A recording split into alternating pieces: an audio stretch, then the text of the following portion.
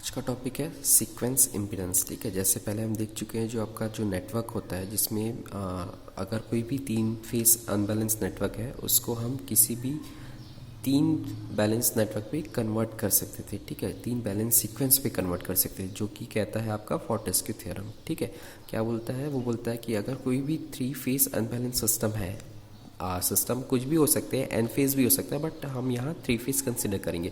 3 phase unbalance system है तो उसे हम बैलेंस सिस्टम में कन्वर्ट कर सकते हैं। ठीक है, पहला आपका होगा पॉजिटिव सीक्वेंस, दूसरा नेगेटिव सीक्वेंस और तीसरा आपका जीरो सीक्वेंस में। ठीक है, उसके बाद में देखे थे कि वो एप्लीकेबल होता है आपका वोल्टेज के लिए एज वेल एज आपका करंट के लिए, दोनों के लिए। ठीक है, उसके बाद में देखे थे कि इम्पीडेंस जो होता है, इम्पीडेंस सीक्वेंस भी 3 टाइप के होते हैं आपका पॉजिटिव, नेगेटिव और जीरो सीक्वेंस इम्पीडेंस। ठीक है, अब देखते हैं कि जो नेटवर्क है, ठीक है, नेटवर्क सीक्वेंस कितने होता है, मतलब कितने टाइप के होते हैं। तो इसमें देखना, as discuss earlier that the voltage and current and impedance are divided into 3 components, that is positive, negative and zero sequence. So the network is also divided into 3 sequence, ठीक है, which are positive sequence network, negative sequence network और आपका zero sequence network। ठीक है, तो क्या हुआ, जो पॉजिटिव सीक्वेंस नेटवर्क है उसके लिए देखते हैं। Positive sequence network is in all respect identical with the usual network consider. कहने का मतलब ये है कि जो भी हम नेटवर्क कंसीडर करेंगे, ठीक है, वो उसके साथ में identical as it is same रहेगा। ठीक है, जो आपका जो बेसिक जो नेटवर्क जो कंसीडर करेंगे उसका। ठीक है, यहाँ देखते हैं जो पॉजिटिव सीक्वेंस नेटवर्क होता है उसमें हम वोल्टेज सोर्स को कंसीडर करते हैं। यहाँ देखिए, each synchronous machine must be considered as a source of EMF which may vary with the magnitude and phase. ठीक है, जो फेस और मैग्नीट्यूड है वो वेरी करता रहेगा, बट हमें यहाँ पॉजिटिव सीक्वेंस नेटवर्क में जो सिंक्रोनस मशीन का जो फेस है, ईएमएफ है, उसे कंसीडर करना है। ठीक है, यहाँ देखते हैं ये आपका एक सिंपल सा पाथ है आपका 3 फेस का। ठीक है, जो पॉजिटिव उसके पॉजिटिव सीक्वेंस नेटवर्क के लिए ये ई है, ये ई है, Z1 Z1 Z1।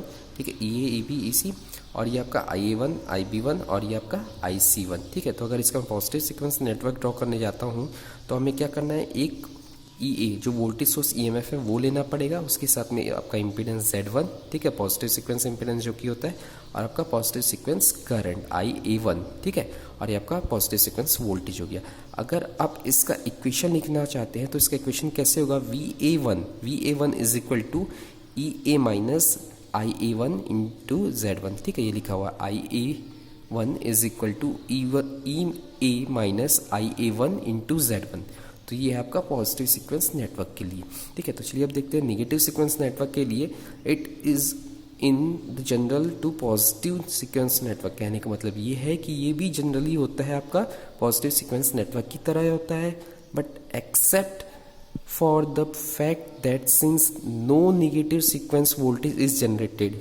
ठीक है, कहने का मतलब ये है कि यहाँ कोई भी नेगेटिव सीक्वेंस जनरेट नहीं होता है तो हमें ईएमएफ जो सोर्स है उसे एब्सेंट करना पड़ता है। ठीक है, तो यहाँ कुछ ऐसे समझते हैं कि भैया आपका पॉजिटिव सीक्वेंस नेटवर्क था, ठीक है, जिसमें आपका वोल्टेज सोर्स दिया हुआ था। ठीक, ये जो पॉजिटिव सीक्वेंस था उसमें वोल्टेज सोर्स जनरेट हो रहा था, बट नेगेटिव सीक्वेंस में हमें ये वोल्टेज सोर्स कंसीडर नहीं करना है। ठीक है, तो यहाँ क्या हो जाएगा, अगर मैं नेगेटिव सीक्वेंस के लिए करता हूँ तो ये हट जाएगा, सिर्फ और सिर्फ ये हो जाएगा VA2 हो जाएगा, IA2 और ये ZA2। ठीक है, तो इसे देखते हैं, 1 मिनट रुकिए, पेज पलटता हूँ मैं। ठीक है, तो ये है आपका नेगेटिव सीक्वेंस नेटवर्क के लिए आपका Z2 Z2 Z2 IA2 IB2 IC2। ठीक है, अब क्या हुआ, अगर ये तो पाथ हुआ, अगर इसके लिए मैं नेगेटिव सीक्वेंस नेटवर्क अगर ड्रॉ करना चाहूँ तो क्या होगा, आपका ZA2 एक इम्पीडेंस, ठीक है, उसके साथ में ये आपका कौन सा इम्पीडेंस है, नेगेटिव सीक्वेंस इम्पीडेंस, ये आपका करंट कौन सा, नेगेटिव सीक्वेंस करंट, और ये आपका नेगेटिव सीक्वेंस वोल्टेज। अगर मैं इसका इक्वेशन लिखना चाहूँ, नेगेटिव सीक्वेंस नेटवर्क का इक्वेशन अगर लिखूँ तो क्या हो जाएगा, VA2 is equal to minus of IA2 into Z2। ठीक है, VA2 is equal to minus of IA2 into Z2।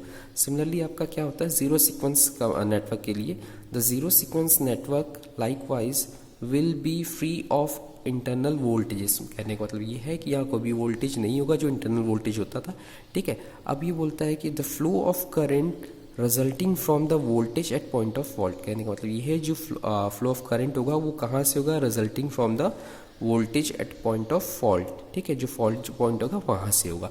तो यहाँ अगर इसका मैं देखता हूँ, अगर ड्रॉ देखता हूँ तो ये आपका सिंपल सा पाथ हो गया जीरो सीक्वेंस के लिए, Z0 Z0 Z0, और आपका ये I A naught, I B naught, I C naught, ठीक है। अगर मैं इसका सीक्वेंस नेटवर्क ड्रॉ करता हूँ, जीरो सीक्वेंस नेटवर्क, तो क्या होगा, जेड नॉट, ठीक है, यहाँ हो जाएगा आई ए नॉट, यहाँ हो गया वी ए नॉट। अगर इसका मैं equation network equation zero sequence network equation लिखता हूँ तो क्या हो जाएगा, V A naught is equal to minus of Z A naught into I A naught, ठीक है, ये हुआ V A naught is equal to minus of I A naught into Z A naught, ठीक। तो आज के लिए बस इतना ही इसमें।